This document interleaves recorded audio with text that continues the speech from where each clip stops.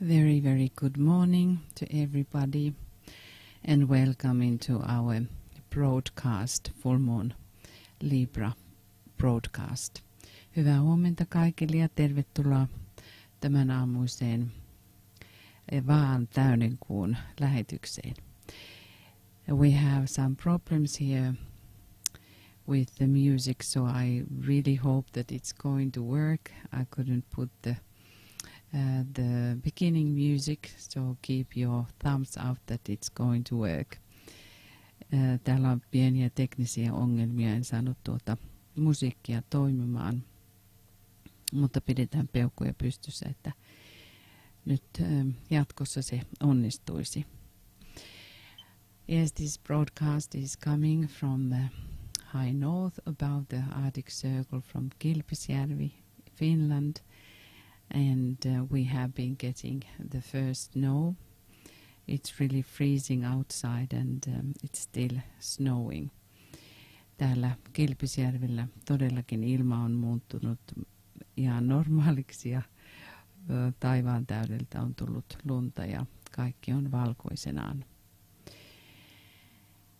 Yeah, so today we try to tune into these balanced and very high qualities of Libra. Nyt pyrimme keskittäytymään vaan korkeisiin energioihin. We have these keywords. I choose the way which leads between the two great lines of force. Avainsanat vaalle on minä valitsen tien, joka johtaa kahden suuren voimien linjan väliin. I think this is not opening very easily for us what this really means. Ehkä tuo ei avaudu meille kovin selkeästi, mitä tämä tarkoittaa. I hope you were able to be with Michael in the pre-full moon webinar because Michael was going through in details about Libra and the energies and ruling planets and every single important things. No, maybe not every single, but almost every single important thing. Toivottavasti oli teillä mahdollista olla Michaelin mukana, kun hän piti tuon täyttä kuuta valmistavan webinaarin, jossa hän kävi hyvin tarkasti kaikkia läpi. But these words, I choose the way which leads between the two great lines of force, is the way to Shambhala. Nuo sanat, minä valitsen tien, joka johtaa kahden suuren voimien linjan väliin, on tie Shambhalaan. So let us now try, are we able to get the music, and let us align with these keywords and the meaning of it, thinking about these two great lines of force, about the darkness and the light, the personality and the soul, the spiritual life and the mundane life, mortals and immortals. Ajatelkaamme kaikkia tuota, mikä nämä kaksi suurta voimaa ovat, valo ja pimeys. Persoonallisuus ja sielu, henki, joka johtaa henkinen maailma ja tavallinen kuolevaisten maailma. Ja pidetään peukut pystyssä, saammeko tuon musiikin onnistumaan.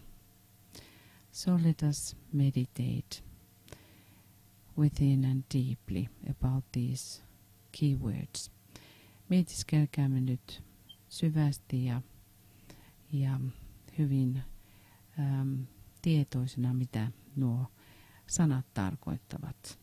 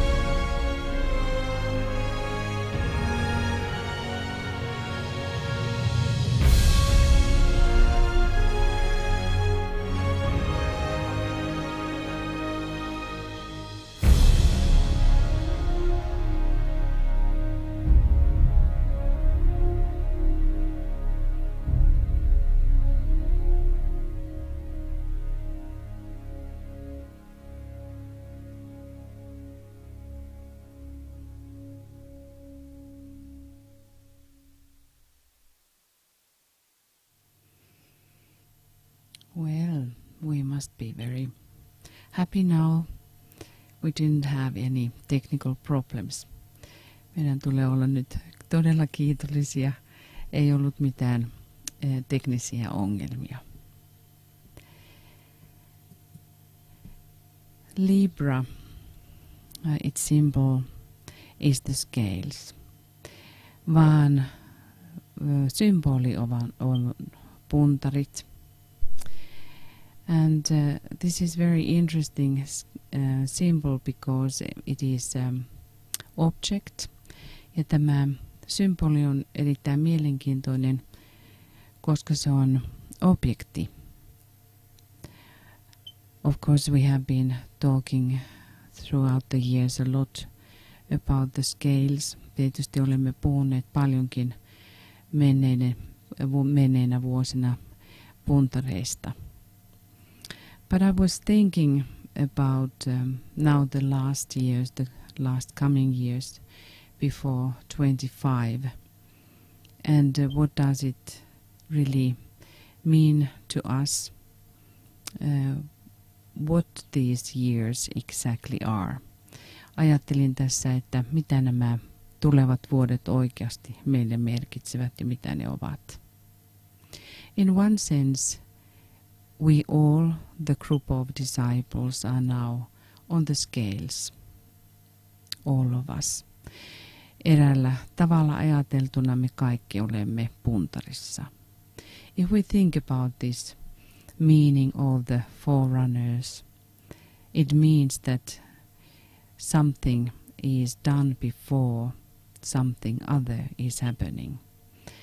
Jos ajattelemme edelläkävijöiden ajatusta, niin jotakin täytyy tehdä ennen kuin se, mikä sen jälkeen on tulossa.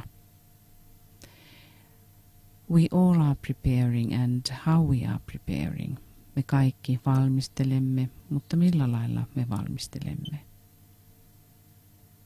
And in that sense we all are on the scales. Ja siinä mielessä me olemme puntarissa. Behind us, behind the scenes, are those who are able to penetrate through the veils.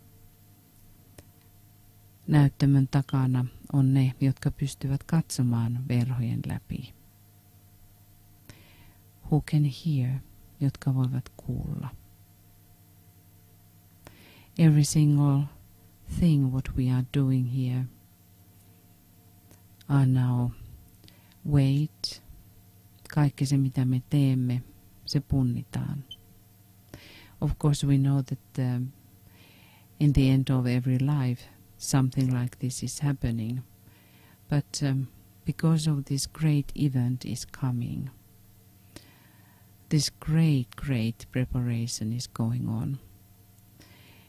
Se, minkä takia asiat tapahtuvat, on suuren tapahtuman johdosta olevia asioita.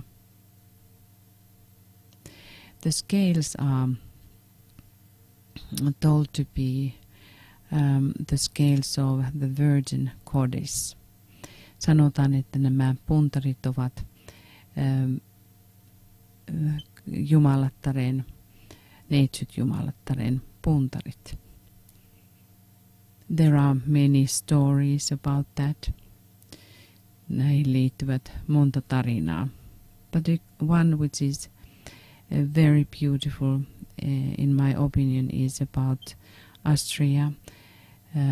All of these virgin goddesses are like some aspects of the Virgin or Virgo, Virgin Goddess Virgo, like Lilith, Persephone, Andromeda, Justitia, Dike, Astrea. And Astrea has this story about how she was the last one of immortals who was on earth.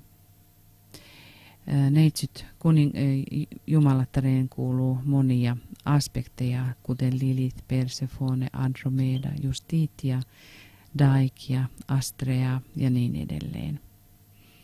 Ja Astrean tarina kertoo, että hän oli viimeinen kuolemattomista, joka oli maan päällä.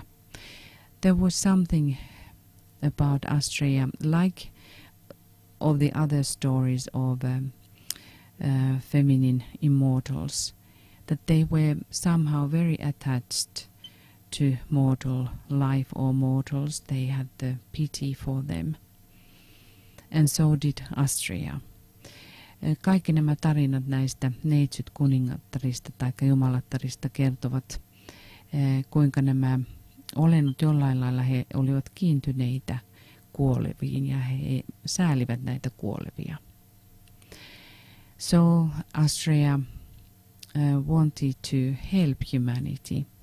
Ja Astrea halusi auttaa ihmiskuntaa. She tried to be as long as possible. She tried to teach people, but humanity didn't listen.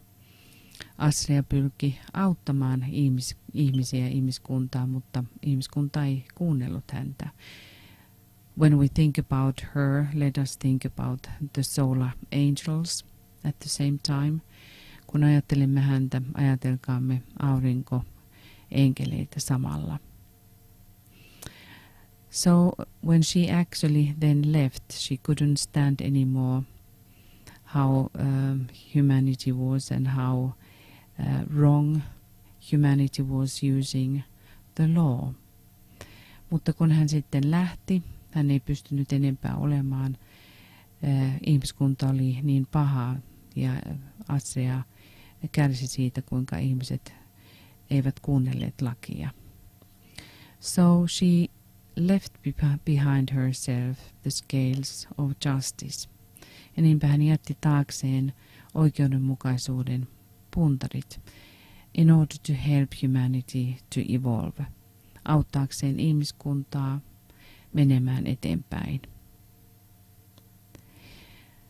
And these scales were magical, ja nämä puntarit olivat maagisia. They were telling to people, they were weighing things and they were weighing thoughts and deeds, and they were showing to people, was that wrong or good and correct. Nämä maagiset puntarit näyttivät ihmisille, kun niille punnitsi asioita tai ajatuksia ja tekoja, olivatko ne oikein tai väärin. We can think about our inner scales. We all have it, and that is our conscience, how we are doing things, and do we listen the scales within us. Meillä on oma tunto, joka on meidän puntari. Kuuntelemmeko omaa tuntoamme? It would be very nice, wouldn't it, that we would have a really visible scales before us, if we don't listen our inner invisible scales, that these scales would show immediately that this is the wrong way to go, turn around and choose another way, which is the whole idea about Libra, that we need to choose. And we should choose the higher way. Olisi mielenkiintoista ja jotenkin upea, jos meillä olisi näkyvät puntarit edessämme, jotka koko ajan kertoisivat meille, että kuinka sujuu meidän asiamme, mitä olemme valinneet. Ja tämä koko valinta on vaakamainen idea. Me olemme jatkuvasti valinnan edessä. So let us now think about one thing I need to say about this cross, that there is the constellation behind the first decanate of Libra, the cross. And we will think about also the cross a little bit deeper, which is telling about the initiation, and it is the whole idea in Shambhala, tämä risti kertoo meille tuosta vihkimyksestä ja se on koko Shambhalan idea. Now when we have the full moon now early, we are in the first decade, the energies of the first decade of Libra, and that's why even though in one sense always the beginning of the sign may be directing us to the mundane life, but behind this crux there is very high things. Ja tuon ristin takana on erittäin korkeat asiat, vaikka tuo merkin alkupuoli yleensä on enemmän maalliseen elämään kohdistuvaa. So let us now contemplate about this Libran energy and the influence to direct us to the higher worlds. And thinking about these inner scales within us, let us realize that we really do have these scales within us, and do we follow that? Do we follow Goddess Astrea, who was loving humanity and who was trying to make humanity to listen the law? Kuunnelkaamme nyt noita sisäisiä puntareita. Oivaltakaamme, että meillä todellakin on nämä sisäiset puntarit ja ajatelkaamme Astreaa, joka rakasti ihmiskuntaa niin paljon, että hän pyrki opettamaan ihmisiä kuuntelemaan lakia. And when we talk about the law, we of course talk about the laws in all levels. Ja kun puhumme laista, me puhumme laista monella, kaikilla tasoilla, but especially of course the inner spiritual laws, mutta tietysti sisäisiä henkisiä lakeja.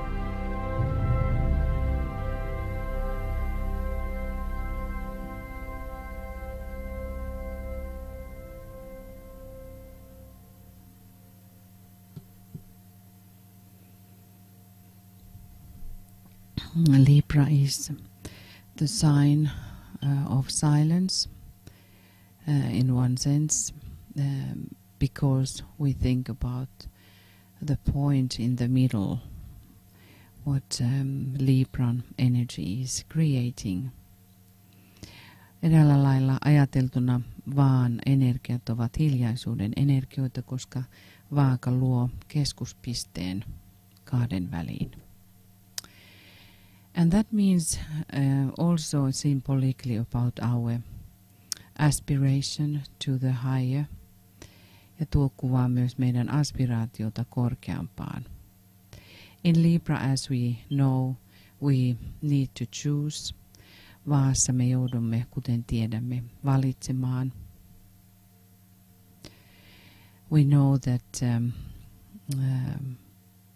when we think about the spiritual year, that this every single time, every single year we need to re-choose again. Joka vuosi me ikään kuin valitsemme aina uudelleen. Every year in little bit from different aspects, but we need to choose. Or we need to contemplate at least about that. What are we choosing unconsciously in every single day in our everyday life? How do we treat each other? How do we choose in that level, for instance? Me joudumme joka päivä valitsemaan jotakin, ja se on yksi asia. Esimerkiksi millä lailla me valitsemme alitajuisesti, kuinka me kohtelemme toinen toisiamme.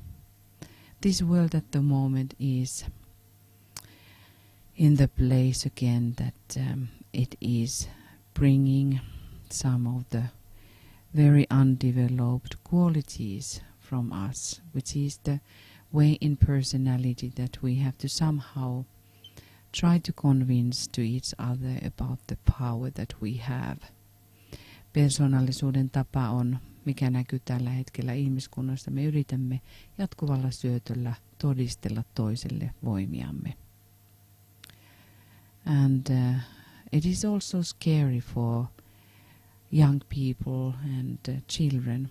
I just heard about the one investigation where little children, like under 6 years old, they had been interviewed, and they asked about how do they see the world and the life they have, and almost everyone were telling about the global warming and the fear in that sense, and the fear how adults are directing things. Lapsilta oli tutkimus, jossa lapsilta kysyttiin, että millä lailla he katsovat elämää ja mitä he ajattelevat maailmasta. Ja he sanoivat, kaikissa tuli ilmi, että heitä pelottaa ilmaston lämpeneminen ja kuinka aikuiset johtavat asioita. So it is on our shoulders now, dearest friends, about this choice, that how do we keep the vision for humanity as the responsibility of the new group of servers. We need to hold the vision for others.